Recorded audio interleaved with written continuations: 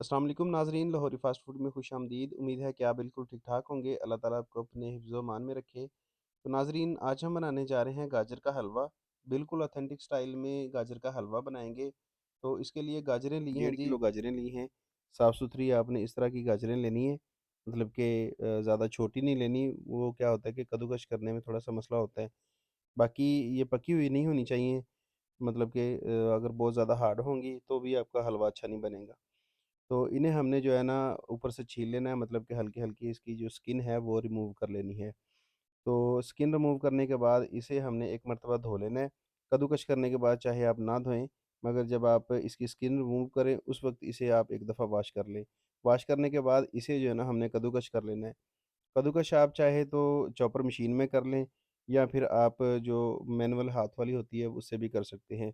मकसद ये है कि आपने इसे अच्छे से कद्दूकस कर लेना है, बारीक साइड से ना करें, मोटी साइड से कर लें। आजकल गाजरों का सीज़न है, तो आप कोशिश करें कि गाजरों को ज़्यादा से ज़्यादा इस्तेमाल करें, क्योंकि गाजर जो है वो हमारी सेहत के लिए बहुत अच्छी है। किसी भी फ़ॉर्म में हो, चाहे आप इसका जूस बना के पी लें या फिर आप इसका हलवा बनाएँ, तो आप जो है ना कोशिश करें कि गाजर का ज़्यादा से ज़्यादा इस्तेमाल करें। तो इस तरह से गाजरों को अच्छे से कद्दूकस कर लेना है।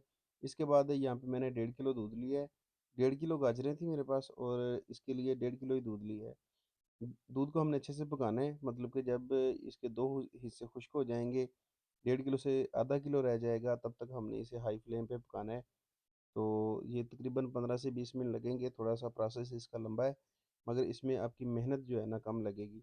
अगर आप मतलब कि इसी के साथ गाजरें डाल देंगे, तो गाजरें भी अपना पानी छोड़ेंगी, फिर इसका पानी खुश्क करने में काफ़ी टाइम लगेगा और आपको काफ़ी ज़्यादा मेहनत करनी पड़ेगी। तो इसलिए हमने इसे पहले थोड़ा-सा खुश्क कर लेना है दूध को, उसके बाद इसमें जो है ना गाजरें डाल के तो अगला मतलब कि जो प्रोसेस होगा वो करेंगे। तो यहाँ पे देखें कि तकरीबन 15 मिनट हो चुके हैं, और जो हमारा दूध है वो तकरीबन आधा किलो के करीब रह गया है। तो अब जो हमने गाजरें कद्दूकस की थी वो इसमें डाल देंगे। ये देखें जी। इन्हें धोने की ज़रूरत नहीं है कद्दूकस करने के बाद, ना ही निचोड़ने की ज़रूरत है, बस आप वैसे ही रख दें, और उसके बाद जो है ना आप दूध के अंदर शामिल कर दें। ये खुद ब खुद अपना पानी छोड़ देती हैं और इसी पानी में नरम हो जाती हैं। आपको इसमें एक्स्ट्रा पानी डालने की ज़रूरत नहीं होती। तो आपने कभी भी ये गलती नहीं करनी कि गाजरों को मतलब कि नरम करने के लिए आपने एक्स्ट्रा इसमें पानी नहीं डालना कभी भी, वरना आपका हलवा जो है वो ख़राब हो जाएगा। मतलब कि ख़राब ना भी हो तो आपको मेहनत ज़्यादा करनी पड़ेगी बाद में उसका पानी खुश्क करने में। तो इसके साथ ही चीनी डाल देनी है। 1.5 किलो गाजरें हैं, तो इसके लिए मैं 250 ग्राम चीनी शामिल कर रहा हूँ। और खुशबू के लिए छोटी इलायची है, 3 से 4 छोटी इलायची इसमें डाल देंगे, और इसे जो है ना चीनी को अच्छे से मिक्स करेंगे। चीनी मिक्स करने के बाद इसे हमने ऊपर से कवर कर देना है तकरीबन 4 से 5 मिनट के लिए। गाजरें बिल्कुल जो है ना नरम हो जाएँगी। इस वक़्त आप देख रहे होंगे कि इसमें पानी आपको कोई ज़्यादा नज़र नहीं आ रहा होगा, मगर जब 5 मिनट के बाद आप इसका कवर हटाएँगे तो आपकी गाजरें बिल्कुल नरम हो गई होंगी, और इसमें अच्छा खासा आपको पानी नज़र आएगा। ये वाला पानी मैंने एक्स्ट्रा नहीं डाला बिल्कुल भी इसमें, ये गाजरों ने अपना पानी छोड़ा है।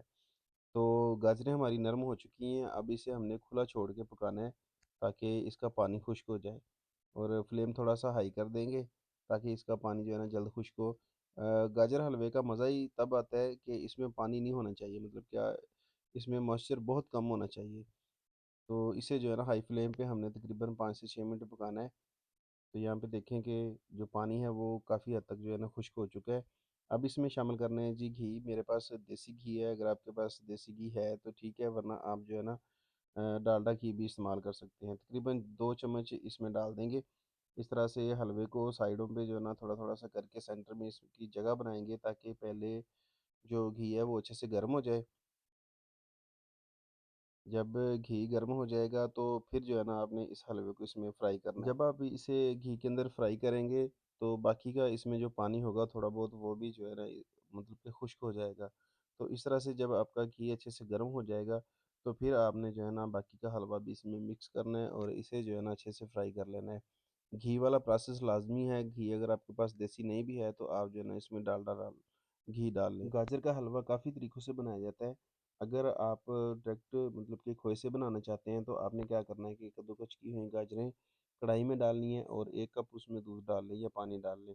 जब आपकी गाजरें नरम हो जाएँ तो उसके बाद जो है ना आप उसमें खोया डालें, और बाकी मतलब कि इसमें थोड़ा-सा घी डाल के उसे जो है ना अच्छे से पका लें। मगर क्या है कि खोया बनाने में भी काफ़ी टाइम लग जाता है, तो इसलिए मतलब कि कोशिश करें कि इस तरह से बना लें। मगर मैं यहाँ पे थोड़ा-सा एक्स्ट्रा खोया इस्तेमाल कर रहा हूँ क्योंकि मेरे पास खोया पड़ा था, अगर इसमें ना भी आप खोया डालेंगे तो जो दूध की क्वांटिटी है, मतलब कि वो इतनी है कि इसमें जो है ना आपको फ्लेवर आएगा खोए का। तो एक्स्ट्रा मतलब कि आप ना भी डालें तो कोई हर्ज नहीं है। मैंने थोड़ी-सी जगह बना के इसमें खोया रखा है, अब फ्लेम मैंने बंद कर दी है। और जो हलवा है इसे ऊपर से हमने कवर कर देना है ताकि उसे ऊपर से दम आ जाए और वो जो है ना मतलब खोया नरम हो जाएगा। तो मतलब कि पकाने की ज़रूरत नहीं है खोए को दोबारा से। तो अब जो है ना ऊपर ड्राई फ्रूट्स डालेंगे, आप अपनी मर्ज़ी के ड्राई फ्रूट्स डाल सकते हैं। ड्राई फ्रूट डालने के बाद आप इसे अच्छे से मिक्स कर लेंगे तो हमारा जो बेहतरीन गाजर का हलवा है वो देखें यहाँ पे तैयार हो चुका है।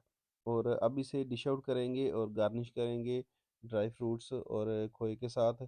आप इसके ऊपर जो है ना अपनी मर्ज़ी के ड्राई फ्रूट्स लगा सकते हैं। तो उम्मीद है कि आज की जो रेसिपी है वो आपको पसंद आई होगी। वीडियो पसंद आई हो तो वीडियो को लाइक कर दें और अगर चैनल पे नए हैं तो चैनल को भी सब्सक्राइब करें और साथ लगे बेल आइकन को ज़रूर प्रेस करें ताकि हमारी हर नई आने वाली वीडियो सबसे पहले आप तक पहुंचे।